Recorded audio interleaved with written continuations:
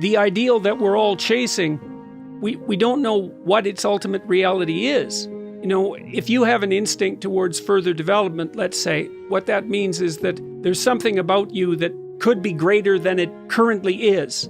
And we don't know the limits to what that currently greater could be.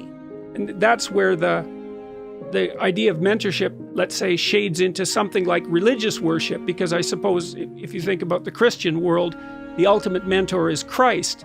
And you could say that being a Christian, or you could say that being a psychologist. And if you said it being a psychologist, you would say, well, it's by definition that the ultimate mentor is Christ. And what Christianity has been, as it unfolds itself over the last 2,000 years, is an attempt to engage all of the people within that belief system in a dialogue about what that ideal actually constitutes.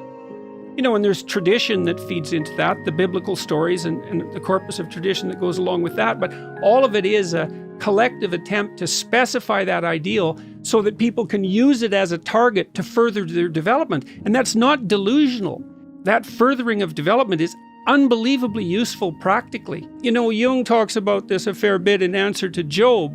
And that's a very difficult book to summarize, and it's also a very terrifying book, but the upshot of it is essentially something like this, which is that whatever God is, the best element of Him can plausibly be brought forth as a consequence of the manifestation of what's best in us.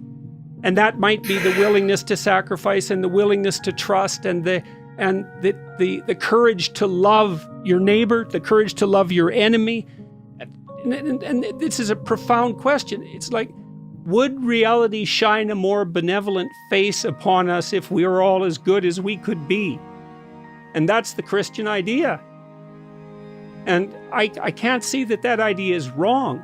Now, and I think certainly Jung interpreted the story of Job in that light, and he believed that Job sort of set God back on his heels, so to speak, by being a more moral agent in some sense than God himself was. But underneath all that was this notion that if you acted as if God was love, if you believed that, and that would be manifest in your perceptions and your actions, that would invite the deity of love into existence.